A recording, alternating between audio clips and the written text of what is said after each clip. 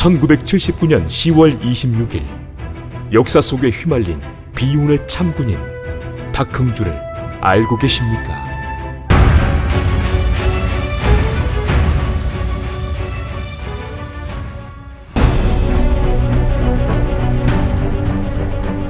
일제강점기였던 1935년 평안남도에서 태어난 박흥주는 6.25가 발발하며 가족들과 함께 월남하게 되었고, 박흥주와 그 가족들은 이후 서울에 정착해 생활하게 된다. 서울에서 학창시절을 보내는 박흥주는 당시 명문이라 꼽히던 서울고등학교를 졸업하는 등 학업 성적에서 탁월한 면을 보였지만, 가난한 가정 환경 때문에 등록금 걱정이 없는 육군사관학교로의 진학을 선택한다. 육군사관학교에 입학한 박흥주는 제5공화국의 핵심 인물인 이학봉과 18기 동기생이었고, 우수한 성적으로 졸업한 그는 포병 소위로 임관, 관측장교 보직을 건너뛰고 점포대장에 보임되었다. 이후 박흥주는 육관구 사령관의 부관이 되는데, 이곳에서 자신의 운명을 결정짓는 사람을 만나게 된다. 육관구 사령관의 부관으로서 박흥주가 모신 사람은 다름 아닌 김재규였고, 김재규는 박흥주의 유능함과 청렴함에 그에 대한 신뢰를 보냈으며, 그런 박흥주 역시 김재규가 보내준 자신에 대한 믿음에 최선을 다해 김재규를 보좌했다. 둘의 인연은 1978년 4월 중앙정보부장과 수행비서로까지 이어지게 되었다. 평소 청렴했던 박흥주의 성격은 중앙정보부장의 수행비서로 그가 보직을 옮긴 뒤에 다시 한번 드러나게 되는데, 당시 중앙정보부장의 수행비서이자 잘나가는 현직 대령이란 권력의 핵심에 있었지만 박흥주는 권력을 누리지 않았다. 만약 박흥주가 부에 대한 욕심이 있었다면 정원이 있는 저택을 비롯해 충분히 재산을 모을 수 있는 상황이었음에도 불구하고, 박흥주는 자동차도 못 들어갈 행당동 산동 내 12평 남짓되는 집에 초등학생인 2딸과 생후 8개월의 아들, 아내를 포함해 5 식구가 살고 있었다.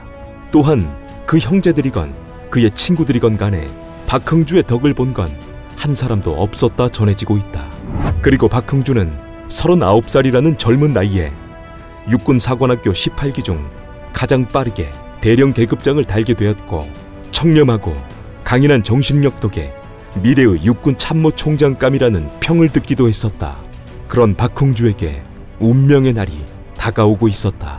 1979년 10월 25일 늦은 밤에 귀가한 박흥주에게 초등학교 5학년인 딸은 이틀 후인 10월 27일 연극 연습에서 선조 임금의 역을 맡았다며 왕관을 만들어달라 조르게 되었고, 너무 늦은 시간이라 대답을 하지 못한 박흥주는 딸이 잠들고 난 후 딸의 부탁이 마음에 걸려 밤늦게까지 왕관을 만들어 주었다.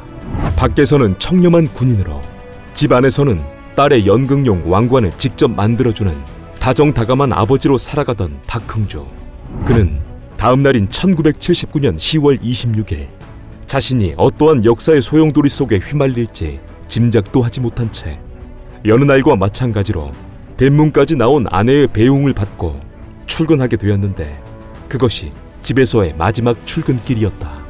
박흥주는 오후 5시경 광화문에서 구두 한 켤레를 구입했는데, 무좀이 심한 탓에 구두를 구입하려 마음을 먹고는 있었지만 부산과 마산으로 인해 시간이 나질 않았던 것이다.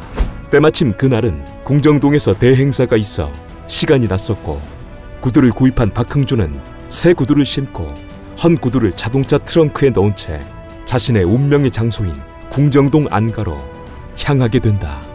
그리고 박흥주는 중앙정보부장인 김재규에 의해 박선호 등과 함께 박정희가 제거되는 전대미문의 역사적 사건에 휘말리고 말았다.